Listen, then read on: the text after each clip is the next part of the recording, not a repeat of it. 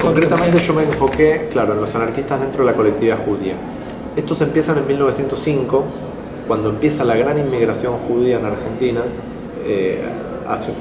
Digamos, si bien viene antes, tiene un salto muy grande en cantidad en torno al año 1905 por varios factores.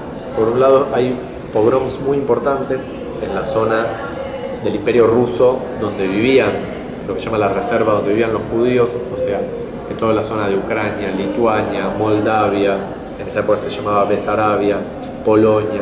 Toda la inmigración que viene de ahí, en esta época viene, digamos, más que nada escapándose.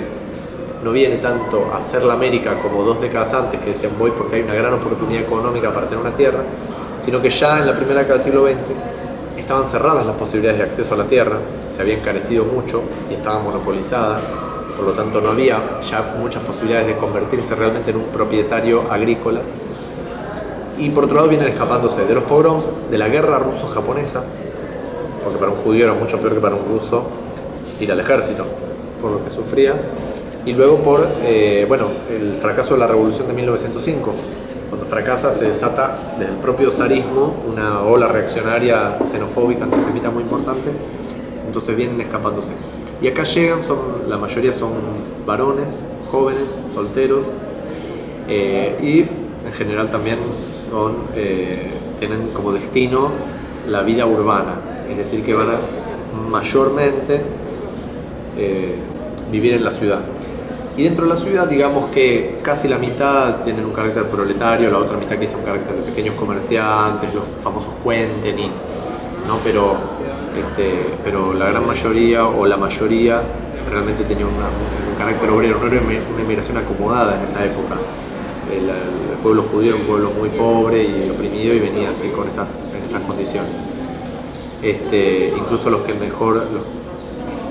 más tendían a tener una posición acomodada tenían un pequeño capital, o también porque eran intelectuales o lograban convertirse en intelectuales. Bueno, hay dos agrupaciones. Hay una agrupación anarquista que es la más importante que yo estudio, que se llama Arbeiterfreund, que quiere decir el amigo del obrero en Yiddish. Esta agrupación era muy importante porque venía de Londres. O sea, en realidad hay una trampa. Cuando decimos que los judíos venían, por ejemplo, un tipo llega a Buenos Aires y él viene viene de Polonia, o la fuente dice que era polaco, pero en realidad, o ucraniano. Pero en realidad no quiere decir que vino directamente de Polonia ni de Ucrania. Muchos fueron primero a países de la Europa atlántica y luego viajaron a América, sea Estados Unidos, sea Argentina. Entonces muchos habían nacido quizá en Ucrania, en Rusia, pero venían de vivir en Inglaterra. Algunos vinieron directo de Inglaterra, o mejor dicho, algunos vinieron, hay un caso, algunos que ya eran nacidos en Inglaterra, pero el padre era ruso, o otros quizá eran nacidos en Rusia, pero en Inglaterra fue donde empezaron a hacer política, su militancia. No era simplemente un paso, quizás tuvieron 15 años en Inglaterra, en Francia, donde fuera antes de venir. Entonces el Arbeiterfreund era un grupo inglés, que era muy importante, era probablemente uno de los más importantes a nivel mundial del anarquismo.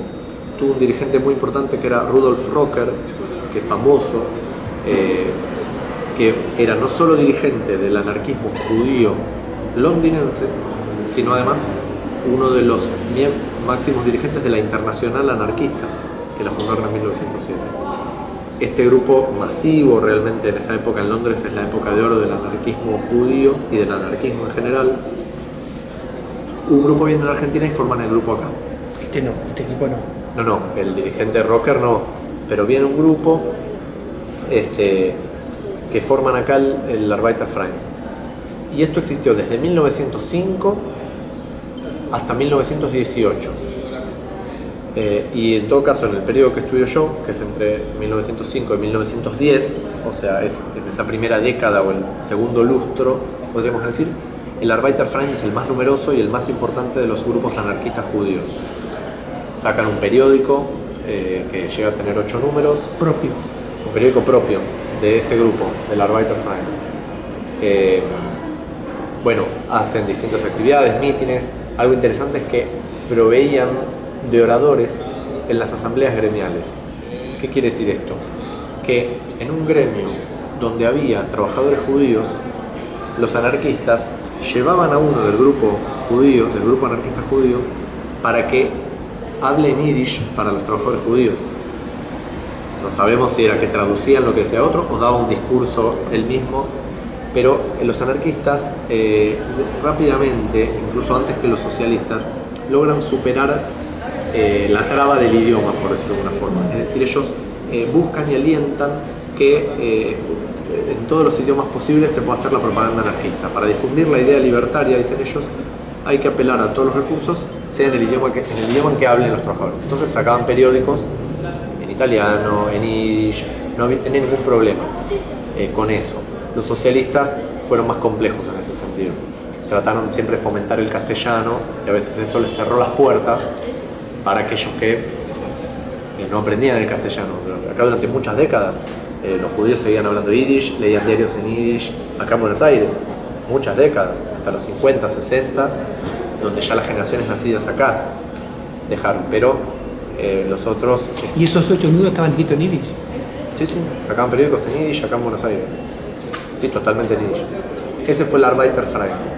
Era un grupo más que nada dedicado a intervenir en la lucha de clases, en los sindicatos, en las asambleas, en los conflictos.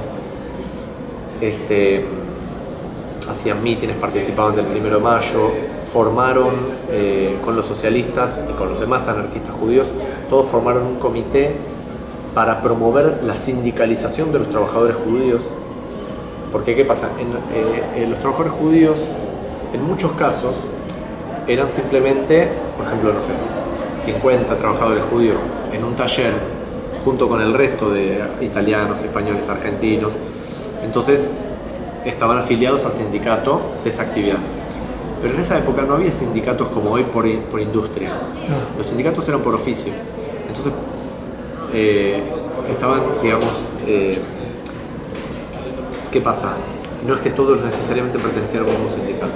Entonces, por ejemplo, vos tenías, digamos, todos los que tenían un oficio pertenecían a ese sindicato. Pero aparte, los judíos tenían esta otra cuestión, que es que algunos trabajaban en una empresa de un empresario judío, donde todos los trabajadores eran judíos. Entonces, al principio van a formar sindicatos judíos, o en algunos casos, mejor dicho, va a haber, por ejemplo, el sindicato de panaderos judíos. En realidad se llamaba Sindicato de Panaderos Israelitas, ¿no? Que en esa época no refería al Estado de Israel, que no existía, sino a los judíos. Entonces había un sindicato de panaderos, que eran anarquistas, y por otro lado estaba el sindicato de panaderos judíos, que también eran anarquistas.